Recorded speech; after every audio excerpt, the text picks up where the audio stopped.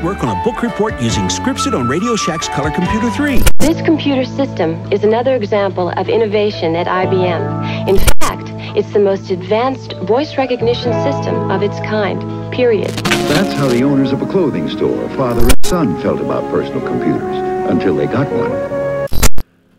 The dark web. We've all heard about it, but how much do we really know? The internet is filled with all kinds of strange curiosities and dark corners. But the further we go, the darker it gets. Today we are going to journey down the rabbit hole that is the dark web.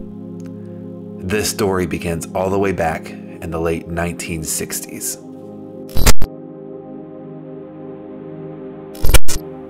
The U.S. Advanced Research Projects Agency Network, or ARPANET, was created in 1969, mainly for military purposes. The technology allowed different computer systems in multiple locations to send data to one another through a network. ARPANET was created by DARPA, the government agency responsible for the development of new and upcoming military technology. The start of all of this is that if you work on your computer and I work on my computer and you and I have to solve a problem together, wouldn't it be nice if my computer was connected to your computer? In those days, ARPA was in the Pentagon, all of it, not his contractors, but all the staff. There was a man hired, Elvan Licklider, and it was his dream to tie the world together with computers. His idea was very different. The machines, as you said, used to be very big. You never touched one, and you talked to a programmer. Licklider's idea was radically different. He wanted close interaction between the individual researcher and the computer. By the mid-1970s, ARPANET continued to expand and had already connected computer systems from coast to coast, with the general public still knowing next to nothing about it. The more computers that were connected through ARPANET, the harder it was to distinguish who was using it. There was no system in place at the time to monitor what its users were doing. This was a major threat to national security. Those outside of the military who knew about ARPANET were now using it for academia and research purposes. Illicit activity had already started to appear as early as 1972, when a Stanford student made the first online purchase in human history: marijuana. As computer prices began to drop in the 1980s and the age of the computer user was dawning, the security risk concerns rose to new heights. In 1983, ARPANET split into two parts: Milnet for military communications and the Internet for educational and research purposes. Data havens started to appear in the 1980s that would provide spaces for users to use the Internet uninterrupted and unregulated. Yes, well, it's very simple, really. The telephone is connected to the telephone network with a British Telecom plug, and I simply remove the telephone jack from the telecom socket and plug it into this box here, the modem. I then take another... On August 6, 1991, Tim Berners-Lee published the first website, info.cern.ch, with a brand new technology at its core: the World Wide Web. The World Wide Web. Allison, can you explain what Internet is? However, the World Wide Web was not the only technology created as a way to access the Internet. Another system was being developed, one that would later be used for dark and nefarious purposes. In the mid-1990s, the World Wide Web had only been available to the public for a few years. During this time, the United States military felt their privacy had been compromised by its public use. So they started to develop a new system. This system was called onion routing. onion routing allowed military intelligence personnel to communicate anonymously, protecting their privacy over the net. Onion routing is a way of sending content over a network and still remaining completely anonymous.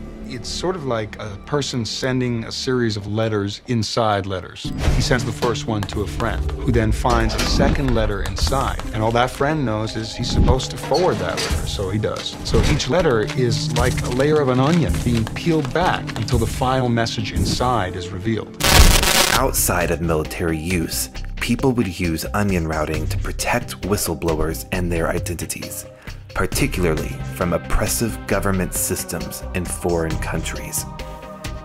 After being patented in 1998, the Onion Routing Project, or Tor, was released in 2002. This led to a browser that allowed users to access onion routing websites with the same ease of use as browsers that access the World Wide Web. The browser was used for many reasons, but the main purpose was to allow full freedom and total control online. And while this freedom led to some pivotal moments in human history, such as helping facilitate the Arab Spring uprisings in 2010, this freedom would later unleash the dark truths as to the dangerous things human beings are capable of. And from this point forward, the world would never be the same again.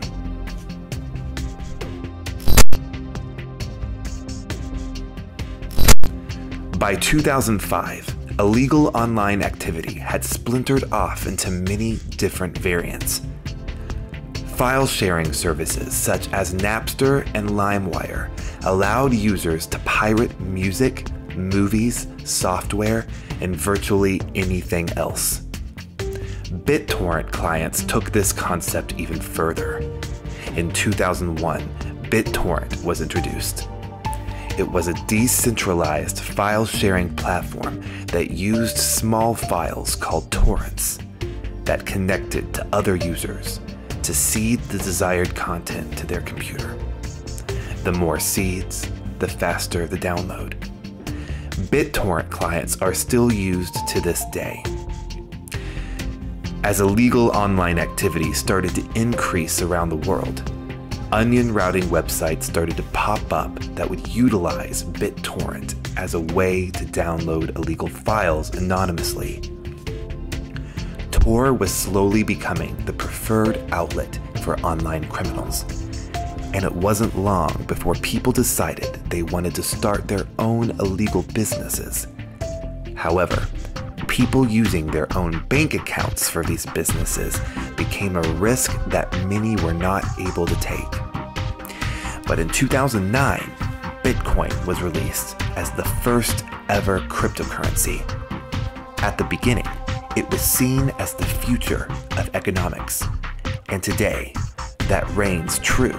However, there is still a dark side to the relatively new currency. I want to point out that Bitcoin is not responsible for illegal activity that happens online.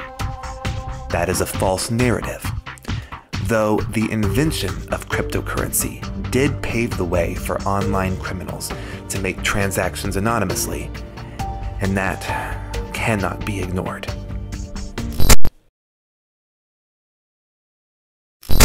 Thanks for asking for our opinion. There are many challenges, as you know, but I think the most important thing is getting us out of the United Nations. In 2011, a man named Ross Ulbricht launched Silk Road, a website only accessible through onion routing browsers like Tor. Ulbricht was a staunch libertarian and believed in taking power away from the man and giving it back to the people. His concept was to create an anonymous online marketplace where anyone could buy or sell anything they wanted while maintaining total privacy over their transactions and their identity. While many legal things were sold on Silk Road, it didn't take long for the website to become a total black market, selling every drug you could possibly imagine, hacking services, fake licenses, illegal documents, a new US identity, and eventually much darker services such as hacked PayPal accounts, stolen money, or even a hitman. In 2013, Ulbricht was arrested and now serves life in prison, a sentence that many consider to be a harsh and unjust sentence. Ross Ulbricht and his arrest are filled with many twists and turns, and is quite an interesting story. I suggest checking out some of the many YouTube documentaries about this subject. I will link some of my favorites in the description. Silk Road has since seen a number of relaunches by other people and paved the way for larger and far more sinister sites on the dark web. It's a sad fact that the dark web is also a place where people share videos and photos showing sexual abuse and exploitation of babies and children. This segment is going to be hard to talk about in detail as it deals with the topic of cheese pizza. And no, I'm not talking about the food. Also, please don't look it up. Googling this crime can land you in real trouble, so if you don't know what cheese pizza is, just use context cues for this segment. Playpen was a website on the dark web that specialized in cheese pizza and operated from 2014 to 2015. The website was so vile that it set a new standard for how far a website on the dark web could go. While I can't discuss the contents of this website here on YouTube, it is important to discuss how it was shut down. After receiving a tip of the website's existence, the FBI took control of the website and basically went undercover by continuing to distribute content to customers. When a customer would buy, they would track them down and arrest them. Basically, the FBI had to engage in the very crime they were trying to stop. This was extremely controversial, and many still question the morality and ethics of this investigation. If the FBI were distributing this content, that would mean that they themselves were committing a federal crime. The investigation, which was named Operation Pacifier, did work, and the website was shut down 2 weeks later. However, what happened next changed the way we would view internet privacy forever. As more sting operations began to take down sites on the dark web, the FBI started creating malware that it would use to catch these criminals. The American public began to question the methods used by the FBI. Is it an invasion of privacy? Is it an attack to our constitutional rights? Should the FBI be allowed to infect a random user's computer with malware at will? I will leave you to answer those questions for yourselves. At the beginning of November 2014, a major sting operation known as Operation Onimus raided and shut down approximately 50 websites and arrested those that ran them. The FBI sent a very loud and clear message to the public that they were not playing around. These raids included shutdowns for Silk Road 2.0. Weeks later, Silk Road 3.0 was launched, sending a message back that these websites were not backing down either. Hydra Market was also raided, only to be relaunched and raided again, leading to its final shutdown in April 2022. Darknet markets Alphabay and Hansa were next on the list to be taken down. Operation Bayonet raided Alphabay, and Operation Gravesack raided Hansa. Alphabay relaunched in August 2021 and is still online as of this video's date. The current state of the dark web is no longer shrouded in mystery, but has instead become a game of cat and mouse. The FBI versus the dark web markets. When the FBI takes one down, another appears, either as a relaunch or a new website entirely.